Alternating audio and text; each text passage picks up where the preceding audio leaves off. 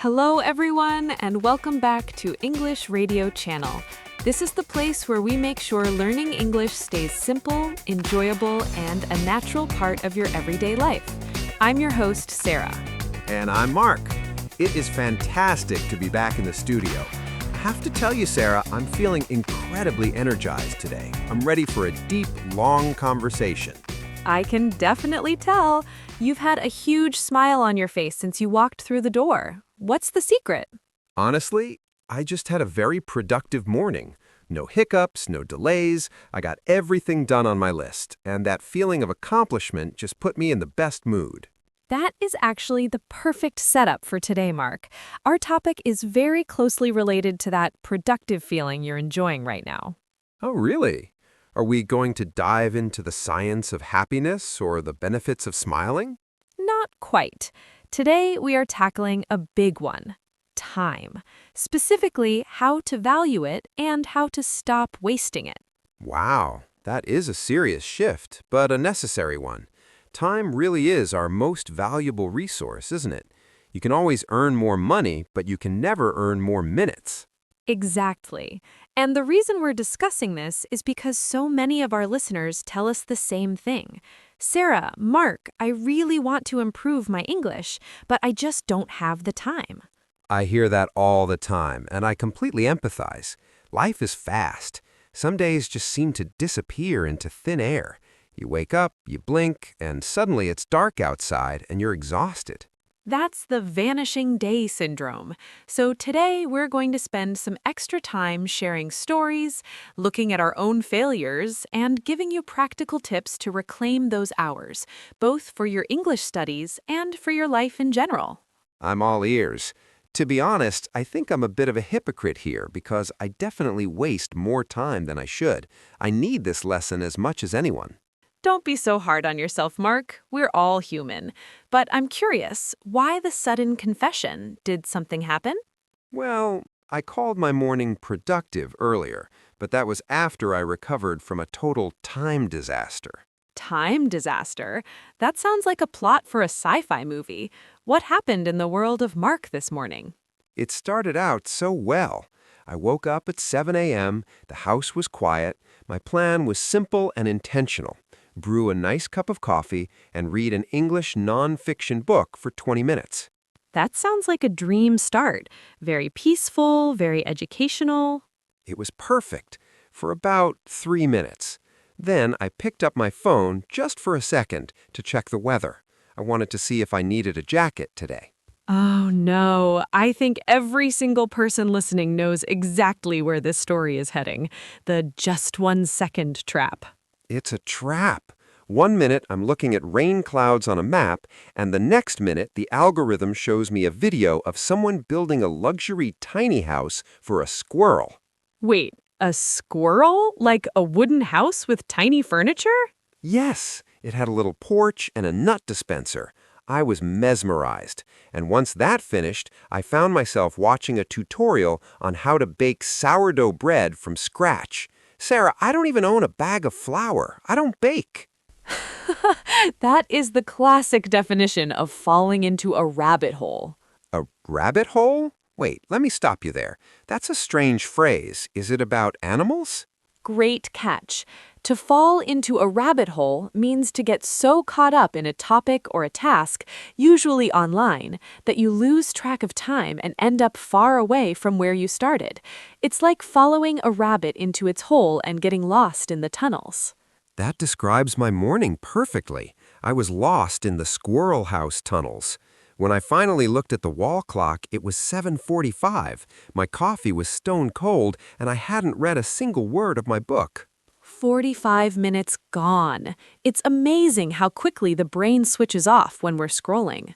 I felt terrible. That was my golden hour, the best time of the day, and I traded it for squirrel architecture. It happens to the best of us, Mark. Digital devices are the ultimate time stealers. But I have to be honest with you. Sometimes we lose time even when we don't have a phone in our hands. How so? If I'm not on my phone, I usually feel like I'm being good. Well, let me tell you about my weekend. I had a plan to practice Italian for 1 hour. I was very motivated. Okay, no phones allowed? Correct. I left the phone in the kitchen. I sat down at my desk, ready to go. But then I thought, I can't study in silence. I need the perfect, deep focus background music. That sounds reasonable. Music helps some people concentrate. Maybe, but I spent 15 minutes scrolling through Spotify trying to find the perfect playlist. Then, once I found one, I realized my desk was a bit messy. I thought, I can't focus with this clutter, so I spent another 10 minutes organizing my pens by color. Oh, I see where this is going. You were preparing to work. Exactly. Then I decided I needed a glass of lemon water. By the time I actually opened my textbook, 40 minutes had passed. I only had 20 minutes of my hour left. I spent 40 minutes preparing to study and only 10 or 15 minutes actually doing it. Wow, so we are both criminals of time. We really are. There's a term for what I did: procrastination. Oh, I've heard that word. It's a long one. Procrastination. Can you explain it simply? Of course. Procrastination is the act of delaying or putting off tasks that you need to do, usually by doing things that are easier or more enjoyable. In my case, it was productive procrastination. I was doing things that felt useful, like cleaning, but I was actually just avoiding the hard work of learning Italian. Productive procrastination. That's a sneaky one. You feel like you're being a hero because your desk is clean, but your brain hasn't learned any new words. Precisely. Being busy is not the same as being productive. You can spend all day getting ready to live your life and never actually live it. This is getting deep, Sarah. I'm starting to look at my watch differently now. So, how do we stop these time stealers? How do we climb out of the rabbit hole? The first step is awareness. You have to treat your time like a bank account. If you saw $45 being taken out of your bank account every morning for no reason, you'd be angry, right? I'd be calling the bank immediately. But when we lose 45 minutes to a video, we just shrug. We have to realize that time is more limited than money. One thing I've started doing is something I call phone prison. Phone prison? That sounds a bit harsh for a piece of plastic and glass. It's necessary. When I have a task that requires deep focus, like recording this show or studying, I put my phone in a drawer in a completely different room. Does it work? It's a miracle. If the phone is next to me, my hand moves towards it automatically. It's like a reflex. But if I have to physically stand up, walk down the hallway, and open a drawer to check a notification, my laziness actually saves me. I stay in my chair and keep working. That's genius, using your own laziness to beat your distractions. I tried something similar to beat my perfectionism. I call it the 5-minute setup. Tell me more. I tell myself I have exactly 5 minutes to get my coffee, find my music, and clear my desk.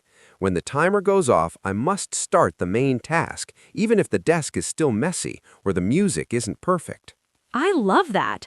It removes the excuse of not being ready.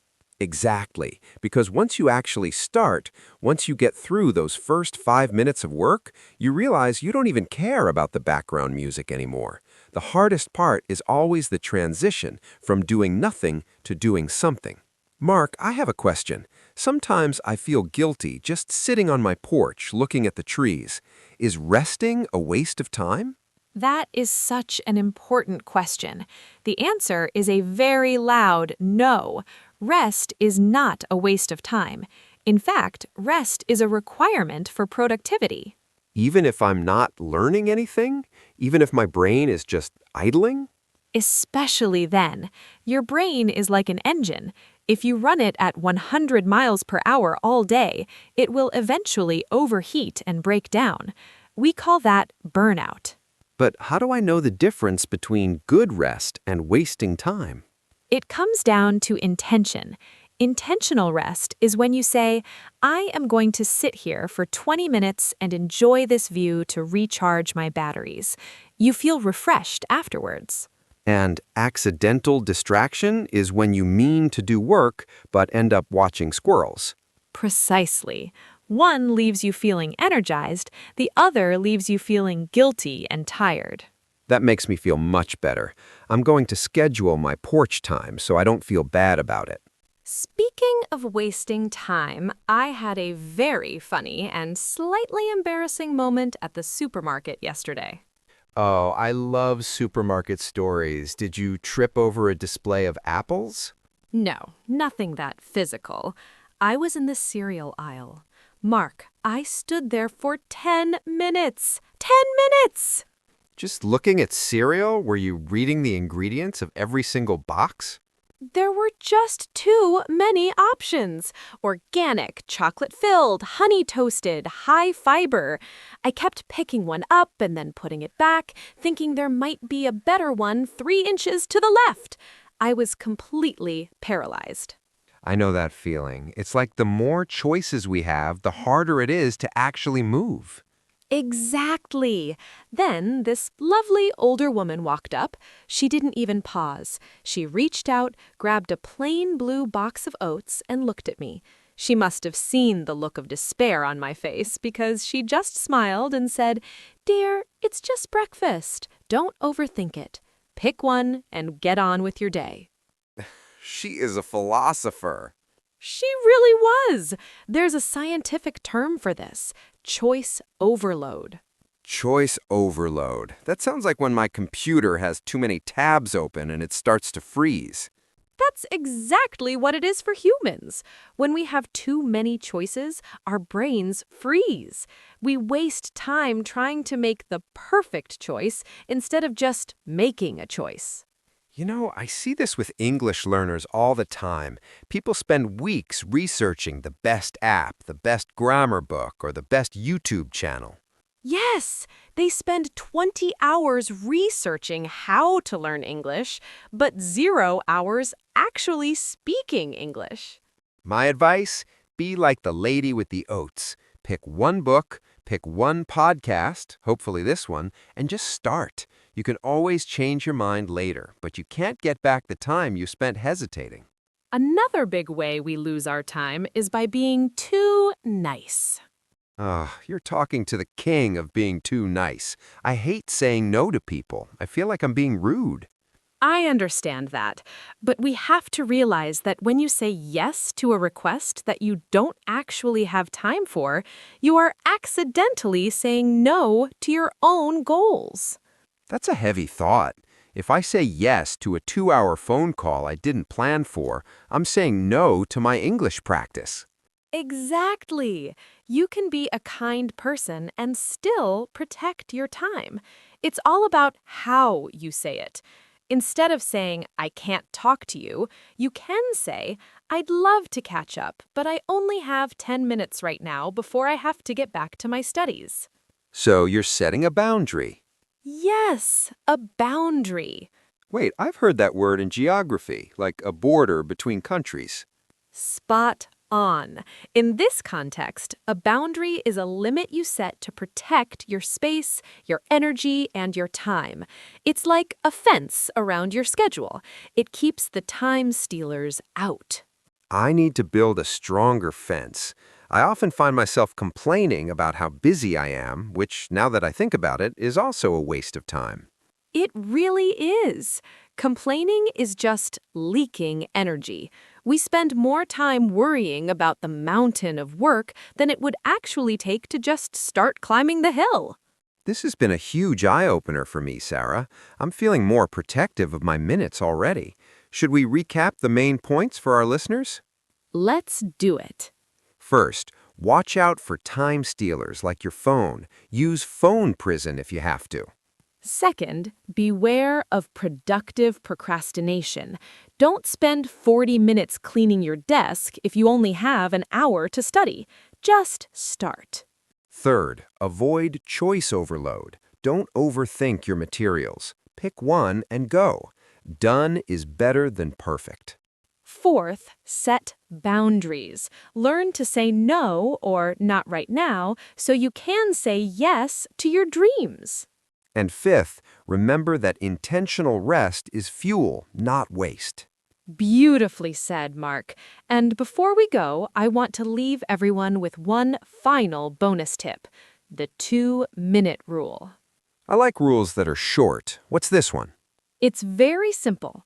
If a task takes less than 2 minutes to complete, doing the dishes from your lunch, replying to a quick email, hanging up your coat, do it immediately. Why immediately? Why not wait?